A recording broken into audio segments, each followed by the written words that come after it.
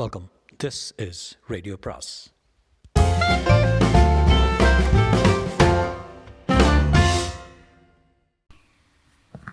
அனைவருக்கும் அன்பு வணக்கம். ராஜேஷ்குமாரின் நீல நிலா அத்தியாயம் 7. நவநீதன் தன் அறையில் போக நடை போட்டு கொண்டிருக்க சோஃபாவில் பிரதிபா, சிவசங்கர், குடும்ப மருத்துவர் பெருமாள் ஆகியோர் இறுகிப்போன முகங்களோடு உட்கார்ந்திருந்தார்கள். தன் கோப நடையை நிறுத்திய நவநீதன் பெருமாளை பார்த்து பொரிந்தான். டாக்டர், அப்பா இறந்தது கூட எங்களுக்கு வருத்தம் இல்லை. நாங்கள் 3 பேருமே அவருடைய ரத்தம் இல்லைன்னு மரபணு சோதனை சொன்னது தான் வருத்தம். உங்களுக்கு தான் எங்கள் குடும்பத்தை பற்றி நல்லா தெரியுமே டாக்டர். நாங்கள் உண்மையிலேயே அப்பாவுக்கு பிறந்தவர்களா இல்லையா? பெருமாள் மௌனமாக தலையை தொங்க போட்டபடி உட்கார்ந்திருந்தார். என்ன டாக்டர், பதிலையே காணோம்? கவலை கண்களோடு அவர் நிமிர்ந்தார். நவநீதன், நீங்கள் 3 பேருமே தில்லைராஜனுக்கு பிறந்தவர்கள் இல்லைங்கிற செய்தி எனக்கும் அதிர்ச்சியானது தான். மரபணு சோதனை அறிக்கையில் ஏதோ தப்பு இருக்குதுன்னு நினைக்கிறேன். மும்பை சோதனை கூடத்துக்கு போயிருக்கிற அறிக்கையை சரிபார்க்கப்பட்டு இன்னும் 2 நாளில் வந்துடும். அதை பார்த்த பிறகு தான் நாம் இந்த விஷயத்தை பேசலாம். அது வரைக்கும் பிரதிபா குறுக்கிட்டாள். டாக்டர், அந்த மரபணு சோதனை உண்மையாக பொய்யாங்கிற விஷயம் ஒரு பக்கம் இருக்கட்டும். எங்கள் குடும்பத்தோடு நெருங்கி பழகிட்டு இருக்கிற உங்களுக்கு எங்கள் பிறப்பை பற்றின தகவல் ஏதாவது தெரியுமா? எனக்கு தெரிஞ்சு எப்படி எந்த ஒரு கதையும் இல்லைம்மா. எனக்கு என்னமோ அந்த அறிக்கை பொய்ன்னு மனசுக்கு படுது. இல்லை டாக்டர், சிவசங்கர் இடைமறித்தார். நீங்கள் ஒரு டாக்டராக இருந்துட்டு மரபணு சோதனை அறிக்கையை குறை சொல்கிறது சரியில்லை. டாக்டர் கீர்த்திவாசன் சென்னையில் இருக்கிற டாக்டரில் புகழ் வாய்ந்தவர். அவருடைய மருத்துவமனை சோதனை கூடத்திலிருந்து வெளியே வர்ற எந்த ஒரு அறிக்கையும் தப்பாக இருக்க வழியே இல்லை. மரபணு முடிவு என்பது ஒருவருடைய மான பிரச்சனை. அதில் எந்த ஒரு பொய்யும் பித்தலாட்டமும் கண்டிப்பாக இருக்காது. எங்கள் பிறப்போட ரகசியம் யாரோ ஒருத்தருக்கு தெரிய போய் தான் இன்ஸ்பெக்டர் பன்னீர்செல்வத்துக்கு ஃபோன் பண்ணி எங்கள் 3 பேரில் யாரோ ஒருத்தர் எங்கள் அப்பாவுக்கு பிறக்கலைன்னு சொல்லியிருக்கான். பிரதிபா கோபம் சிவசங்கரை இருட்டான். அண்ணா, நீ பேசுகிறது சரியில்லை. என்ன சரியில்லை? நீ நம்ம அம்மாவே சந்தேகப்படுறேன்னு நினைக்கிறேன். இப்போ அந்த கட்டத்துக்கு தானே நம்ம வந்துட்டுருக்கோம். மருத்துவர் பெருமாள் கையமர்த்தினார். உங்களுக்குள்ளே இது விஷயமாக எந்த சண்டையும் சச்சரவும் வேண்டாம். உங்கள் பிறப்பில் இருக்கிற சந்தேகம் நிவர்த்தி ஆகணும்னா அதுக்கு ஒரு வழி இருக்குது. ஆனால் அந்த வழி எந்த அளவுக்கு உபயோகமாக இருக்குன்னு சொல்ல முடியாது. நவநீதன், சிவசங்கர், பிரதிபா 3 பேரும் நிமிர்ந்தார்கள். அவர்கள் முகம் ஆச்சரிய அலை அடித்தது. வழி இருக்கா? என்ன வழி டாக்டர்? நான் உங்கள் வீட்டுக்கு குடும்ப டாக்டராக வர்றதுக்கு முன்னாடி சுப்பையான்னு ஒரு வயசான ஆள் உங்கள் அப்பாவுக்கு விசுவாசமான வேலைக்காரனாக இருந்தான். நீங்கள் 3 பேரும் சின்ன சின்ன குழந்தைகளாக இருக்கும்போதே என்ன காரணத்தாலோ வேலையை விட்டு நின்றுட்டான். அப்படி ஒரு வேலைக்காரன் கிடைக்க மாட்டான்னு உங்கள் அப்பா தில்லைராஜன் கூட அடிக்கடி என்கிட்ட சொல்லிட்டு இருப்பார். அந்த சுப்பையா கிட்ட பேசி பார்த்தா ஒருவேளை இந்த பிரச்சனைக்கு தீர்வு கிடைக்கும்னு நினைக்கிறேன். வயசான ஆளுன்னு சொல்கிறீங்க, இத்தனை வருஷத்துக்கு அப்புறம் அவன் உயிரோடு இருக்கணுமே டாக்டர். அப்படியே அவன் உயிரோடு இருந்தாலும் எங்கே போய் தேடுறது? அந்த சுப்பையா உயிரோடு தான் இருக்கான். என்னது, உயிரோடு இருக்கானா? ஆமாம், அவனுக்கு இப்போது கிட்டத்தட்ட 80 வயசு. பேத்திக்கு உடம்பு சரியில்லைன்னு போன மாதம் எங்கிட்ட கூட்டிகிட்டு வந்தான். எனக்கு அவனை அடையாளம் தெரியல, ஆனால் அவன் என்ன அடையாளம் கண்டுபிடிச்சி ரொம்பவும் சந்தோஷப்பட்டான். உங்கள் அப்பா எப்படி இருக்கான்னு கூட விசாரித்தான். டாக்டர், அந்த சுப்பையா இதே ஊரில் தான் இருக்கானா? ஆமாம், அவனோட முகவரி என்கிட்ட இருக்கு. அந்த கிழவனை கூட்டிகிட்டு வந்து முறையாக விசாரணை பண்ணினா நம் சந்தேகங்களுக்கு தெளிவு கிடைக்கணும்னு நம்புகிறேன். ஏன்னா உங்கள் அப்பா கிட்ட விசுவாசமாக வேலை பார்த்துக்கிட்டு இருந்தவன் திடீர்னு வேலையை விட்டு நிற்க வேண்டிய அவசியம் என்ன? அந்த காலகட்டத்தில் ஏதோ ஒரு சம்பவம் நடந்திருக்கு. பெருமாள் சொல்லிக் கொண்டிருக்கும்போதே குறுமேசை மேல் இருந்த தொலைபேசி ஒலித்தது. பக்கத்தில் இருந்த நவநீதன் எடுத்து பேசினான். ஹலோ, நான் போலீஸ் கமிஷனர் பரிமளநாதன். சொல்லுங்கள் சார். நீங்கள் உடனடியாக வந்து உங்கள் அப்பா உடலை வாங்கிட்டு போகலாம். உடம்பை 12 மணி நேரம் வச்சுருக்கீங்க. என்ன உண்மையை கண்டுபிடிச்சிங்க நாங்கள் தெரிஞ்சுக்கலாமா? நாங்கள் சந்தேகப்பட்டது சரிதான். உங்கள் அப்பா விஷம் கொடுத்து தான் கொலை செய்யப்பட்டிருக்கார். அவர் உயிரோடு இருக்கும்போதே தெரியாத உண்மை இப்போ எப்படி தெரிஞ்சது சார்? உடம்பில் உயிர் இருக்கும்போது சில வகை விஷயங்கள் தன் சுயரூபத்தை காட்டாமல் ஊமை வேஷம் போடும். உயிர் போய் உடலின் செல்கள் சிதைவடையும் போது தான் விஷத்தன்மை வெளிப்பட்டு ஆகுங்கிறது தடயவியல் விதி. அந்த விதி உங்கள் அப்பாவோட விஷயத்தில் உண்மையாக இருக்குது. அவருடைய மரணம் இயற்கையானதல்ல, கொலை. அவர் யாராலோ விஷம் கொடுத்து கொலை செய்யப்பட்டிருக்கார். அந்த யாருங்கிறத விரைவில் நாங்கள் கண்டுபிடிச்சிருவோம். சார், நான் ஒன்று சொல்லட்டுமா? என்ன? அப்பாவோட மரணத்தை தப்பான வழியில் கொண்டு போயிட்டுருக்கீங்க. அது சரியாக தப்பான்னு சீக்கிரமே தெரியும். தாமதம் பண்ணாமல் வந்து பிணத்தை வாங்கிட்டு போங்க. அப்புறம் புதைக்கிறீங்களா, எரிக்கிறீங்களா? எரிக்கிறது தான் எங்கள் வழக்கம். எதை பண்ணுறதா இருந்தாலும் சீக்கிரமாக பண்ணுங்க. பிரேதம் ரொம்ப நாளுக்கு தாங்காது. மறுமுனையில் பரிமளநாதன் ரிசீவரை வைத்துவிட்டு நவநீதன் கோபத்தோடு முணங்கிக் கொண்டே கையிலிருந்து ரிசீவரை அதனிடத்தில் வைத்தான். வைக்கும்போது தான் கவனித்தான். இதயத்துக்குள் மின்சாரம் பாய்ந்தது போன்ற உணர்ச்சி. அவனுடைய வலது பெருவிரல் லேசான நீல நிறத்தில் இருந்தது. பறவைகளின் சத்தத்தோடு காட்டுப்பகுதி விடிந்து கொண்டிருக்க தூக்கம் கலைந்த பத்ரிநாராயணன் கம்பளி போர்வை விலக்கிக் கொண்டு எழுந்து உட்கார்ந்தார். பக்கத்திலே வருண், சபா, சுந்தர் போர்வைகளுக்குள் முடங்கி இருந்தார்கள். ராத்திரி முழுக்க பயணம் செய்த களைப்பில் தூக்கம் அவர்கள் குரட்டை ஒளியோடு தாளாட்டி கொண்டிருந்தது.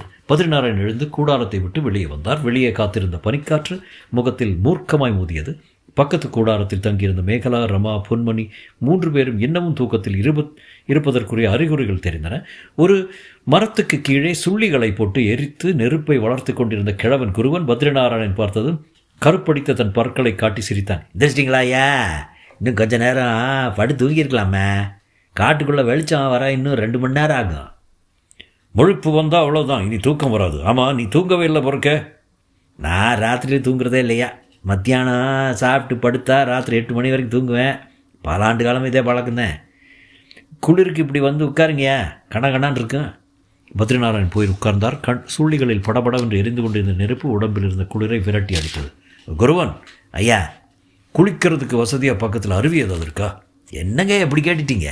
அதோ இந்த மரத்துக்கு பின்னாடி போய் பாருங்க, பாலாட்டம் ஒரு அருவி கொட்டிக்கிட்டு இருக்கான். மூலிகை கலந்த தண்ணியே குளித்தா சோகமாக இருக்கும். குருவன் சுள்ளிகளை எடுத்து போட்டுக்கொண்டே இருக்க நெருப்பு ஜுவாலைகள் நாக்குகளை நீட்டியபடி உயர்ந்தன. அப்போதுதான் அந்த சத்தம் கேட்டது. தொம் தொம் தொம் தொம். பத்ரிநாராயணன் திடுக்கிட்டு போய் திரும்பி பார்த்தார். எங்கோ தொலைவில் இருந்த அந்த சத்தம் கேட்டது. எங்கே என்று பிடிபடவில்லை. குருவன், அது என்ன சத்தம்? முரசு கொட்டுறாங்கய்யா. முரசா? யாரு?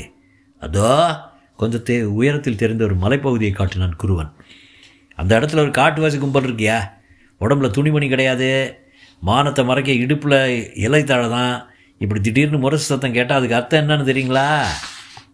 சொல்லு. அந்த காட்டுவாசி கும்பலில் யாரோ செத்து போயிட்டதான்னு அர்த்தம். இனி இந்த முரசு சத்தம் மத்தியானம் வரைக்கும் கேட்கும். இங்கே போய் பார்க்கலாமா? வேண்டாங்க ஐயா. ஏன் வேண்டாம்? அவங்க வழக்கமெல்லாம் ஒரு தினுசாக இருக்கும். ஒரு தினுசுன்னா எப்படி ஐயா? ஒருத்தர் செத்துட்டா நம்ம ஜாதி தினத்தில் என்ன செய்வோம்? புதைப்போம், இல்லைன்னா எரிப்போம். அவங்க புதைக்கவும் மாட்டாங்க, எரிக்கவும் மாட்டாங்க. பின்ன சொன்னால் உங்களுக்கு வைத்தக்க மட்டும் சொல்லட்டுமா? வேண்டாமா? சொல்லு சொல்லு. யார் செத்து போனாலும் சரி, அவங்க உடம்பை துண்டு துண்டாக வெட்டி மாட்டுக்கறியோடு கலந்து சமைச்சு அத்தனை பேரும் சாப்பிடுவாங்கய்யா. என்னது? ஆமாங்கய்யா. அப்படி சாப்பிட்டா செத்து போனவங்க அவங்க கூட வாழ்ந்துட்டு இருக்கிறதா அர்த்தமா. பத்ரிநாராயணுக்கு உண்மையிலே வயிற்றை புரட்டி கொண்டு வந்தது. வணக்கம் சார். பின்பக்க குரல் கேட்க திரும்பி பார்த்தார். கூடாரத்திலிருந்து சுந்தர், சபா, வருண் வெளிப்பட்டு கொண்டிருந்தார்கள். கூடவே மேகலா, ரமா, பொன்மணி. பத்ரிநாராயணன் அவர்களை நோக்கி வந்தார். கேட்டுக்கொண்டிருந்த முரசு சத்தத்துக்கான காரணத்தை சொல்லிவிட்டு சுந்தரை ஏறிட்டார். சுந்தர், நீங்கள் 6 பேரும் இன்னும் 1 மணி நேரத்துக்குள்ளே குளித்து தயாராகிடணும். காணாதது கண்டான் கோட்டை இங்கிருந்து சரியாக 2 கிலோமீட்டரு. வேனில் போக முடியாது, ஒற்றை அடி பாதை தான். கோட்டைக்கு போய் சேர எப்படி 3 மணி நேரம் ஆகும். இன்னும் 1 மணி நேரத்துக்குள்ளே தயாராகி புறப்பட்டால் தான் 10 மணிக்காவது கோட்டைக்கு போய் சேர முடியும். சரி சார். மேகலா சார், இன்றைக்கி காலை சாப்பாடு என்ன? ரொட்டி ஆம்லெட்டு சார். தயார் பண்ணிவிடு. நீங்கள் எல்லா பக்கத்தில் இருக்கிற அருவிக்கு குளிக்க போங்க. நான் வேனில் படுத்து தூங்கிட்டு இருக்கிற டிரைவர் மாணிக்கத்தை எழுப்பிட்டு வரேன். சொல்லிவிட்டு கொஞ்சம் தள்ளி நகர்ந்தார். ஒரு மரத்துக்கு கீழே நின்றிருந்த வேனை நோக்கி போனார் பத்ரிநாராயண். வேனை நெருங்கி அதன் கைப்பிடியை பிடித்தார். கை ஈரமாய் பிசுபிசுத்தது. சட்டென்று அந்த வித்தியாசத்தை உணர்ந்தார். என்னது? கையை உயர்த்தி பார்த்தார். உலராத ரத்தம். பத்ரிநாராயணன் தன் கையில் படிந்திருந்த இரத்தக்கரையை விழிகள் உறைய பார்த்து கொண்டே மெல்ல பின்வாங்கினார். எப்படி ரத்தம்? வேனுக்கு உள்ளே படுத்து கொண்டிருந்த டிரைவர் மாணிக்கத்துக்கு ஏதாவது ஆபத்தோ? வேனின் கதவை திறந்து பார்க்க அவருக்கு பயமாக இருந்தது. திரும்பி பார்த்து குரல் கொடுத்தார். சுந்தர், 1 நிமிஷம் எல்லோரும் இங்கே வாங்க. கூடாரத்துக்கு வெளியே நின்று கொண்டிருந்த சுந்தர், சபா, வருண், மேகலா, பொன்மணி, ரமா, குருவன் எல்லோரும் குழப்ப முகங்களோடு ஓடி வந்தார்கள். என்ன சார்? சுந்தர் முதல் ஆளாய் பத்ரிநாராயணுக்கு பக்கத்தில் வந்தார். அவர் வேன் கைப்பிடியை காட்டினார். இந்த பாரு, ரத்தம். உள்ளே படுத்து தூங்கிட்டு இருக்கிற டிரைவர் மாணிக்கத்துக்கு என்னவோ ஆபத்து ஏற்பட்டிருக்குன்னு நினைக்கிறேன். புது ரத்தம், இன்னும் ஒரே கூட இல்லை. எல்லோரும் வேன் கதவை மிரட்சியோடு பாய்த்து கொண்டிருக்க வருண் முன்னால் போய் கதவின் கைப்பிடியை பற்றி இழுத்தான். வேனின் உள்ளே யாரும் இல்லை. நீளமான இருக்கை ஒன்றில் போர்வையையும் தலையணையும் மட்டும் கோணல் மாணலாக கிடந்தன. சார், ஆளையே காணோம்.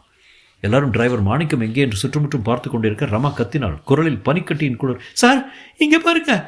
நடுக்கத்தோடும் பயத்தோடும் ரமாத் கைகாட்டிய பக்கம் எல்லோரும் பார்க்க பக்கத்தில் இருந்த பாறை திட்டில் இரத்த துளிகள் தெரிந்தன. அதில் எறும்புகள் மொய்த்தன. 8 பேரும் பதற்றமாக பாறை சூழ்ந்தார்கள். கோணல் மாணலாக இரத்த துளிகள். பாறையை தொடர்ந்து பக்கத்தில் இருந்த குற்றுச்செடிகளில் மேலும் 2 இரத்த துளிகள் தெரிய அந்த குற்றுச்செடிகளை தொடர்ந்து போனார்கள். இரத்த துளிகள் சிவப்பு ஸ்டிக்கர் பொட்டுகளாய் அங்கொன்றும் இங்கொன்றுமாக விழுந்து போக்கு காட்டிக்கொண்டே போயிற்று. எல்லாரும் எகிரும் இதய துடிப்புகளோடு பின்தொடர்ந்தார்கள்.